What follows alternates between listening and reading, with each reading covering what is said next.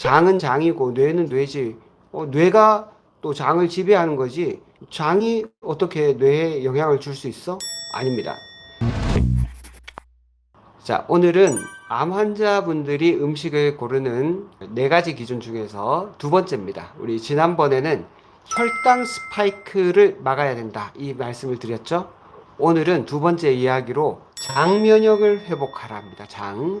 자, 우리가 음식을 먹는다는 것이 단순히 내가 좋아서 내 입맛에 맞으니까 먹는다고 생각하지만 아닐 수도 있습니다. 우리 지난번에 보셨듯이 흰 늑대와 검은 늑대 중에서 늘 그 두 늑대가 내 안에서 싸움을 하는데 누가 이긴다고 했죠? 내가 먹이를 주는 쪽이 이기는 겁니다. 그래서 마치 우리 장 속에도 흰 늑대와 검은 늑대가 있는데 어느 늑대를 살릴 건가? 이거 우리가 오늘 결정해야 됩니다. 오늘 내용 뒤에는 구체적인 음식 내용도 들어가 있으니까 꼭 끝까지 보시고, 지금 암이 제일 많이 걸리시는 분들은 이제 50대 전후거든요. 그런 분들이라면 꼭 끝까지 시청하시고 여러분 생활에 도움이 되는 음식들을 꼭 챙기시기를 바랍니다.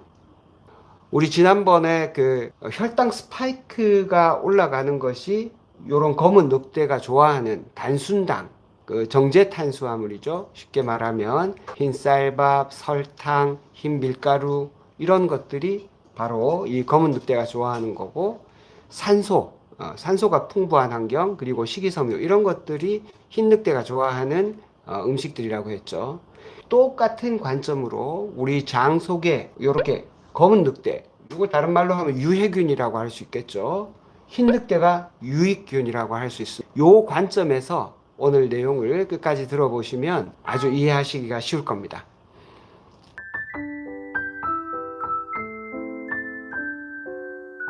장 점막을 보호하는 그런 음식들을 찾을 때 음식만의 문제는 아닙니다. 장 점막하고 스트레스하고 엄청 관계가 많아요. 아니, 장은 음식물을 소화해서 흡수하는 기관인데 왜 이게 스트레스하고 관계가 있냐? 엄청나게 많습니다. 마치 피부가 우리 몸에서 어떤 그 외부 침입자들을 방어하는 경계선이라면, 우리 몸 안에서 마치 휴전선처럼 외부 침입 물질을 방어하는 것이 바로 장입니다. 그리고 이 장이 그냥 먹고 흡수하고 배변하고 이것만 관계 있는 줄 알았더니 뇌하고 엄청나게 관계가 많다는 것이 최근에 계속 밝혀지고 있습니다. 자, 여기 뇌가 있고 여기 소화기관이 있고 장이 있죠. 보세요. 원래는 장 속에는 여기가 점막이라고 합니다. 요렇게 털 같은 게 나 있는데 요게 이제 우리 몸속이고 여기가 음식물들이 흘러다니는 장 내 공간이에요. 요 틈이 하도 좁아가지고 이런 독소라든지 소화가 덜 된 단백질이라든지 이런 것들은 이 안으로 들어올 수가 없어요. 아주 성벽이 탄탄하기 때문에. 그런데 이게 어떤 문제가 생겨가지고 이 틈이 벌어집니다. 이렇게 틈이 벌어지게 되면 세균이 만들어낸 독소라든지, 안 그러면 소화 덜 된 단백질이라든지 이런 것들이 이 속으로 마구 들어오게 되죠. 그러면 우리 몸의 면역 시스템이 처음에 어느 정도는 걸러내겠지만 이게 계속되면은 더 이상 걸러낼 수가 없어요. 그렇게 되는 것을 장누수증후군이라고 하고, 이 문제 때문에 상당히 여러 가지 문제들이 계속 생깁니다.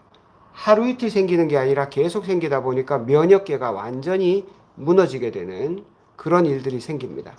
그리고 이게 실제로 뇌에도 직접적인 영향을 미친다는 것이 계속 밝혀지고 있어요.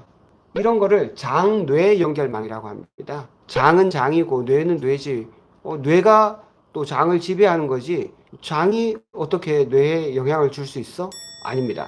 뇌가 장에다가 영향을 주는 것도 맞지만 장이 뇌에 영향을 주는 것도 맞아요.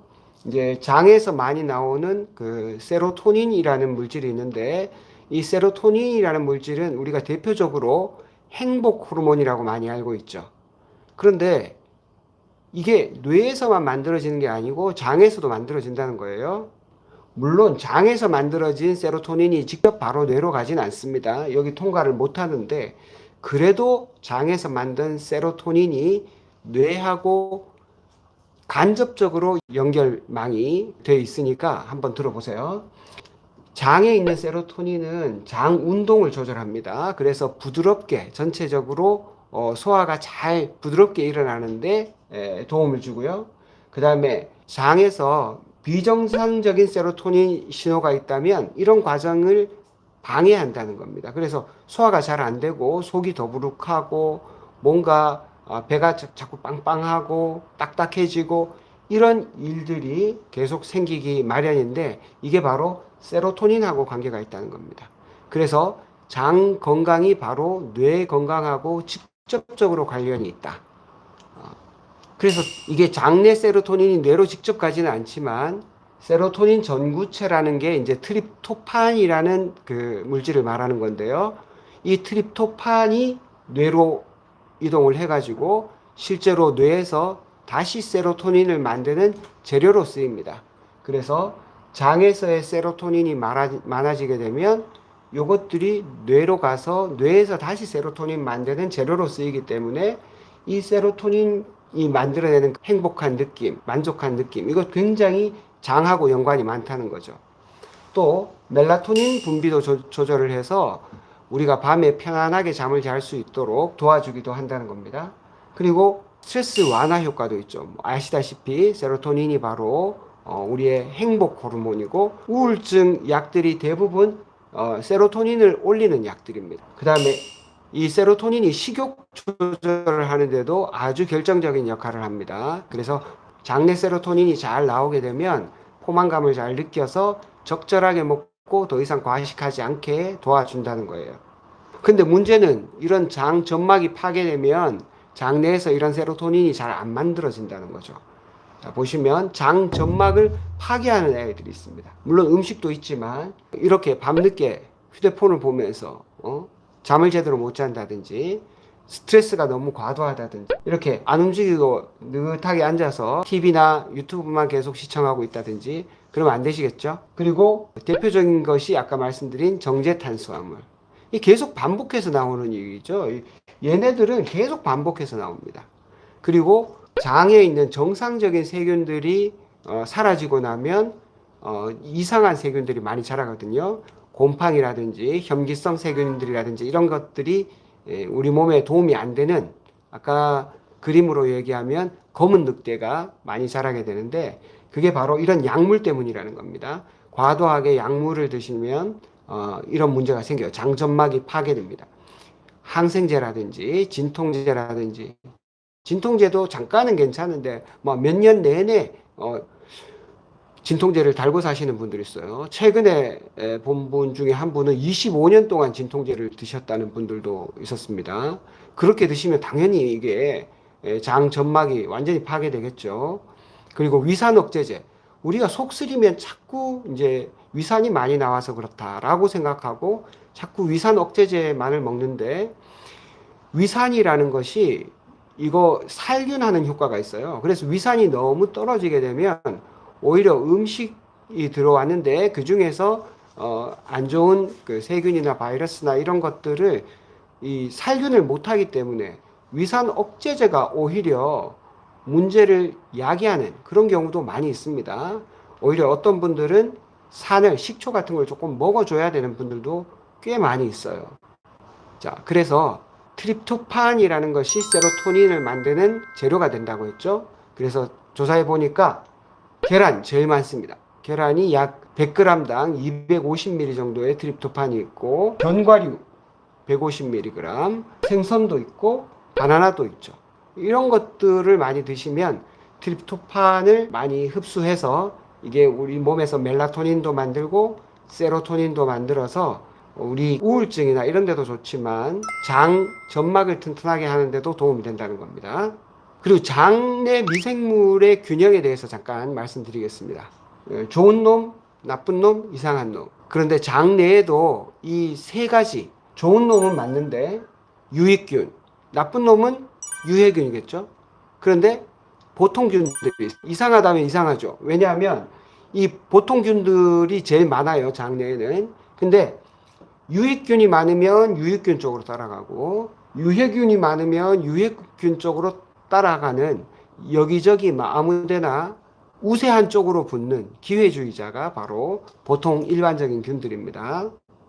그래서 장내 미생물 균형을 보면 이런 상태가 제일 좋죠.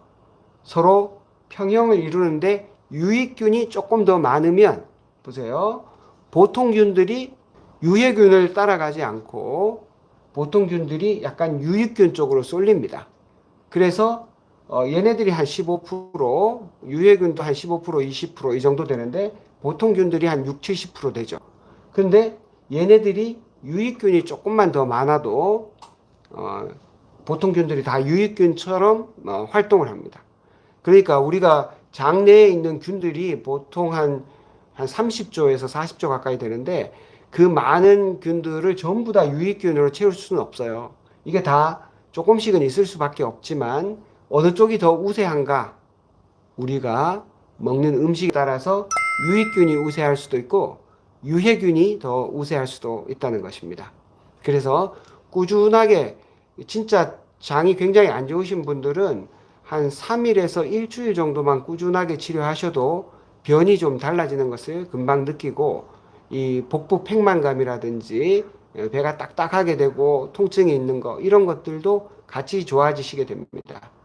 만약에 내가 유산균을 먹었는데 한 2달이 됐는데 별로 이 좋은지 나쁜지 분간이 잘 안 가. 그러면 이상한 겁니다.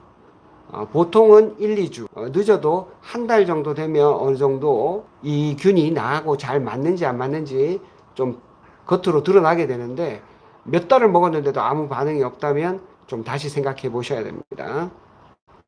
자, 두 번째. 가장 중요한 거는 뭘 먹을까 이것보다 무엇을 먹지 않을까가 더 중요합니다. 유해균이 좋아하는 음식은 주면 안 되겠죠? 이 영상이 도움이 되셨다면 구독, 좋아요, 알림 설정까지 꼭 건강이 필요하신 분들에게 공유해 주시면 좋겠습니다.